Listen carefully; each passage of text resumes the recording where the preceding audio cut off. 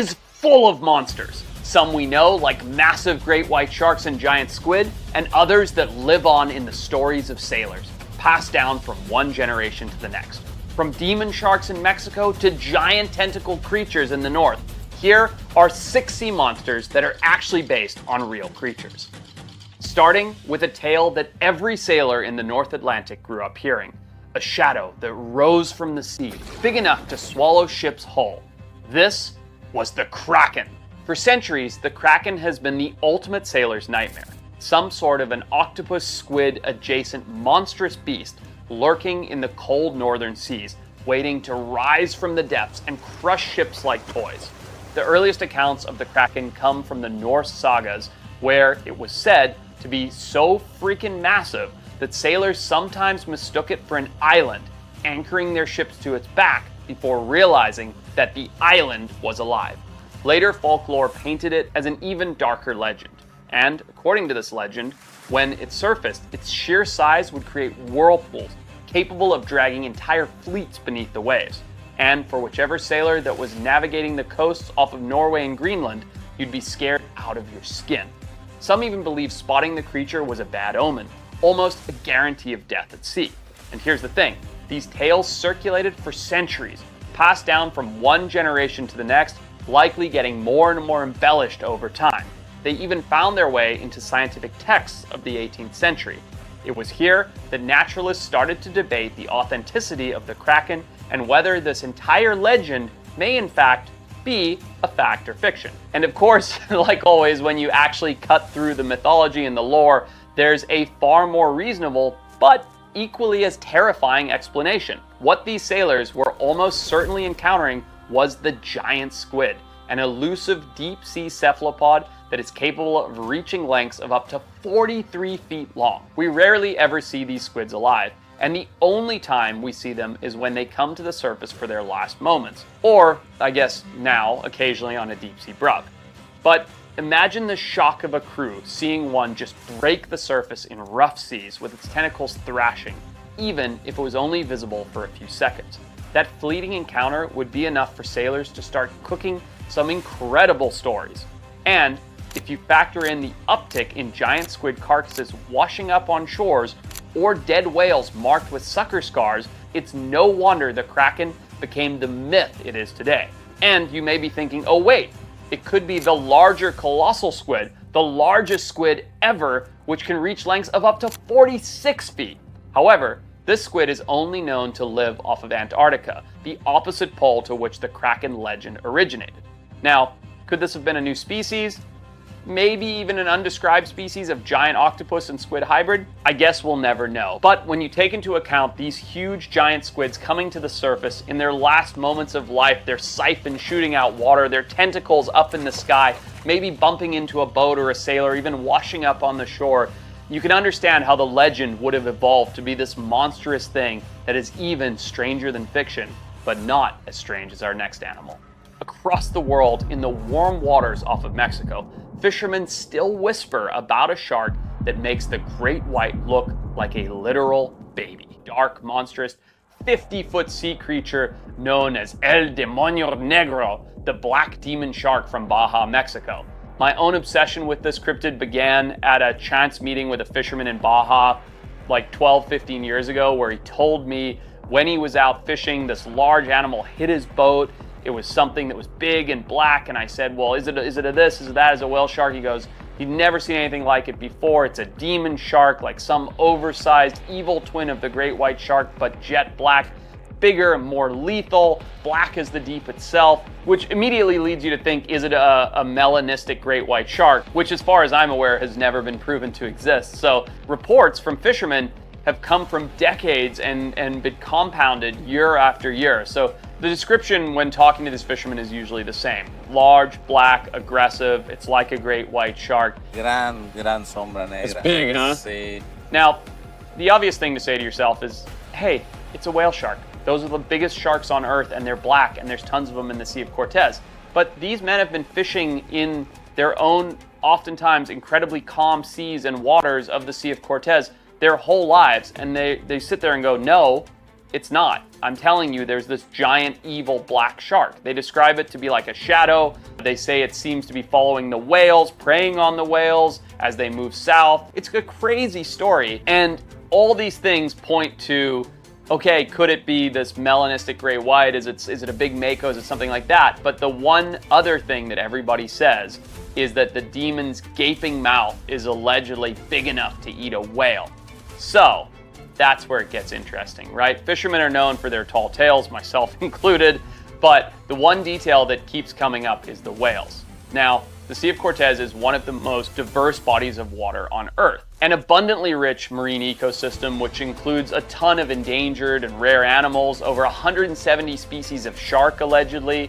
It's an area that Jacques Cousteau himself called the world's aquarium. So who knows what animals could actually be lurking in its depths. But I believe that my team and I narrowed it down when we were there in 2021, and that big clue is the big gaping mouth. So we decided that we thought fishermen in low light were accidentally bumping into whale sharks and saying, oh look, it's the black demon shark. It's big, it's black, and it's got this big mouth. But as I said before, these fishermen actually grew up fishing in the Sea of Cortez and seeing whale sharks, and they know what a whale shark is. I actually think it's something else, and we weren't able to get one in the show, so our conclusion was a little bit different to what I wanted it to be. But I actually think what's happening is there is a giant, scary looking, predatory, quote, shark down in the Sea of Cortez, and it is hanging out around the whales, and it's not a whale shark, and I'll tell you why. Many of the fishermen described it having a mouth big enough to swallow a boat. And yes, true, a whale shark does have a giant mouth, but there's another giant shark that has an ashy gray skin that is shaped much more like a big great white, that does hang out on the surface and hangs out in many of the places the baleen whales do because it's eating the same thing. However, it is very, very rare for this shark to go into the Sea of Cortez. That's why I believe when fishermen see this on the very infrequent times that they go into the Sea of Cortez, they are mistaking the basking shark for the black demon shark. Think about it. You look at a basking shark, it's got this huge mouth, they filter feed open, these big gills, it's shaped more like a great white shark, it's got this crazy gray ashy skin, it just kind of looks like a demonic shark. And because they're so rare to be in the Sea of Cortez, that when one accidentally slips up there instead of going up the Pacific, it kind of makes sense that everybody that sees it would freak out. So I think there is truth to this legend. I think the black demon shark is indeed a real animal. It's just not predatory. It does bump into boats. It is huge. It is a 60-ish foot long, 50,000 pound basking shark. So that's my assessment of the black demon shark. It's not scarier than reality. It's an incredible, gentle giant that I would love to swim and be around, and getting to see one in the Sea of Cortez following whales would be absolutely insane. Now, Mexico may have its demon shark, but Japan has something even stranger, a sea monster said to slash ships with its spiked tail. Now, Japan might be the first place that comes to mind when you think of sea monsters like Godzilla, but off the rocky coastlines of Western Japan lurks one of the country's most feared legends, and it's not a giant reptilian dinosaur that's going to smash cities, it is the Isonidae. First recorded in an old Japanese bestiary back in the 1800s, the Isonidae was said to be a colossal shark-like predator that never showed its full body. Instead, fishermen only ever saw its tail, which was said to be enormous and covered in rows of tiny barbs, literally like a living fishhook. The legend goes that when the north winds began to blow and the seas turned strange colors, the Isonidae would often appear without warning, with its tail rising out of the water to hook sailors, capsize their boats, and eventually drag people beneath the rough seas. The name itself translates to beach stroker, because this monster was said to kill even those standing on the shore with one mighty sweep of its tail. And to those living in coastal villages, unexplained disappearances of fishermen and travelers were often blamed on the Isonidae. Now, here's where the folklore gets interesting. Japan, contrary to popular belief, is actually a hotspot for shark diversity. Of the over 500 known species of sharks in the world, nearly a third of them live off the coast of Japan. And among those 500 odd sharks is a species that fits the bill of the Isonidae, the pelagic thresher shark. a species I like to call the samurai shark. This species was coincidentally first described by Japanese scientists in 1935 and is the smallest of the 3 thresher shark species, still growing over 12 feet long. What makes it unmistakable is its tail, an absurdly long whip that can stretch nearly as long as the shark's body itself. And thresher sharks are famous for using that tail to stun schools of fish, but in the chaos of a thrashing sea, it's not hard to imagine a fisherman seeing only the flash of that weapon and assuming something monstrous had just claimed his crewmate. Add in the thresher shark's rough skin, which really does feel like sandpaper. This could explain the barbs, and suddenly the Isonidae starts to look a lot less supernatural and a lot more like a very real shark with a legendary reputation. If you think samurai sharks are terrifying, just wait until we head south to Colombia's Pacific coast and you'll hear about something just as menacing. Let's talk about the Malpelo monster, or as the locals call it, El Monstro.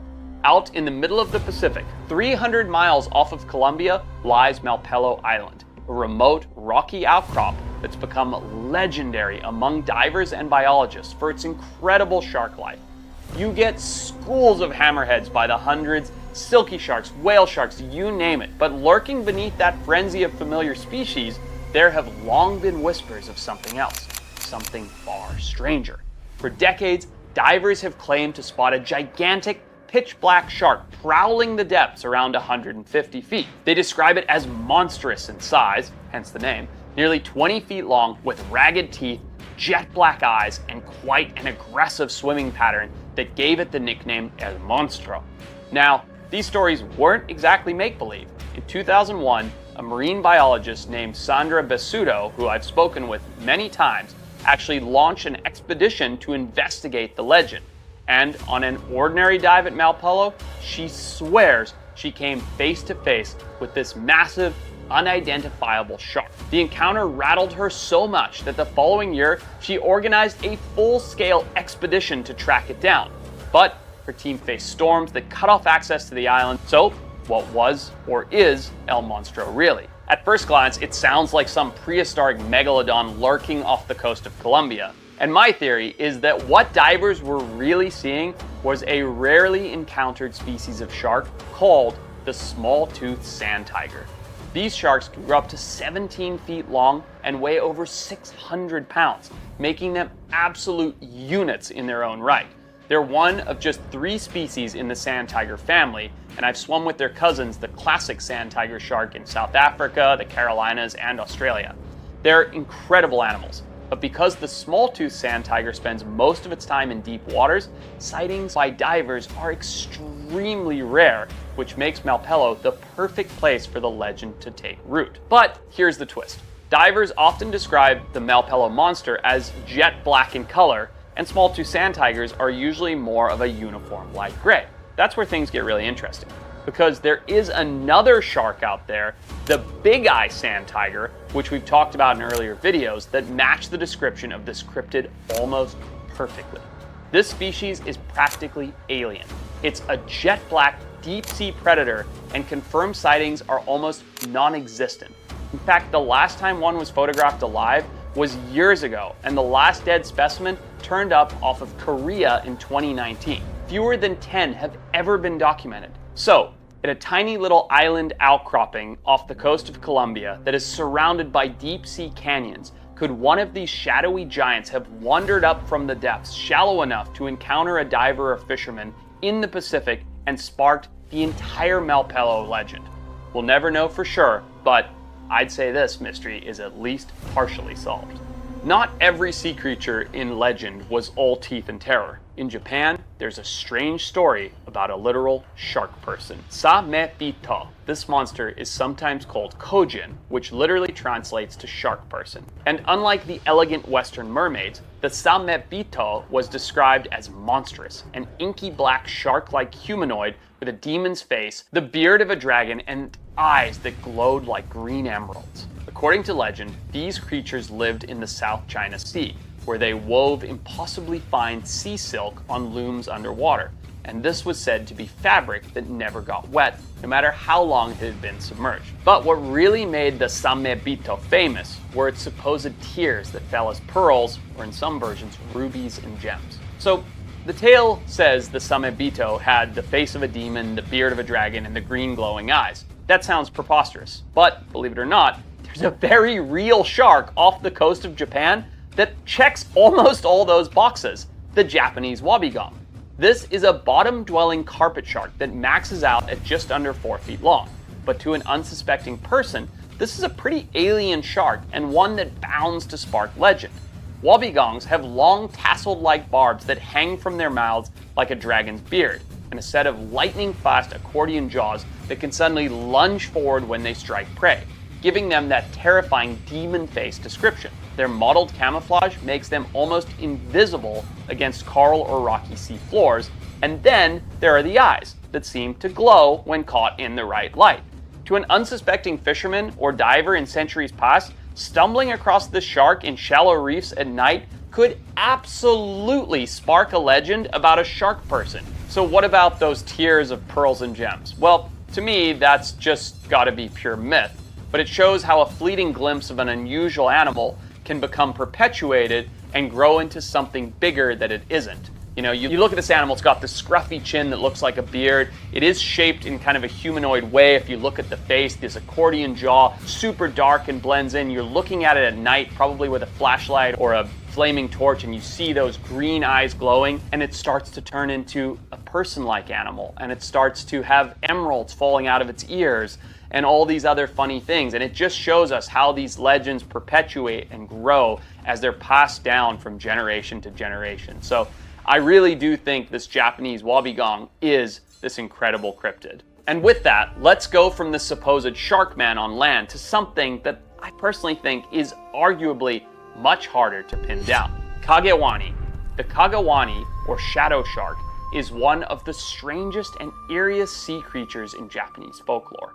The story goes that these monsters lurk just beneath the surface of the Sea of Japan, waiting silently in the shadows near rocky coasts. What makes them so terrifying is the way they were said to hunt. Instead of simply chasing fish or attacking boats, the Kagewani was said to swallow shadows. If a fisherman leaned over too far from his boat, the Kagewani would rise up and gulp down the shadow of the person and grab him and pull him from the boat in an instant.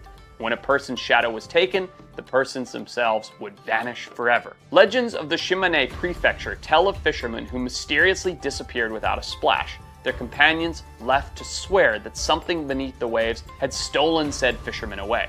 Now, when you strip back the folklore, what might these shadow sharks actually have been? The word wani in Old Japanese was used for all sorts of sea beasts, from sharks to dragons. So it's hard to pin down exactly what people were describing. But off the coast of Japan, there really is a shark that does kind of fit the bill, the incredible megamouth shark. This enormous filter feeder reaches more than 20 feet in length. They're the third largest fish in the world and are in fact dark, looming shapes in the water with huge gaping mouths. Megamouths are so rarely seen that they might as well be creatures of legend themselves. For a fisherman staring into the water centuries ago, catching a glimpse of one of these incredible deep-sea shadowy giants, it would feel like staring into the mouth of a monster. And is it possible that at least one person may have accidentally fallen overboard and been swallowed by one of these giant-mouthed sharks before? Unlikely, but it's possible. I think that the Kagewani was the first attempt to explain the bizarre, fleeting encounters with one of the world's largest and most mysterious sharks in the world, the megamouth shark, in one of the only places that you can somewhat reliably see it off the coast of Japan. Hey, let me know if you guys like me breaking down monsters. I believe that every bit of animal lore is rooted in some form of reality, and a lot of those times those realities can be tied back to the features of incredible animals, and you all know how much I love incredible animals, and you do too.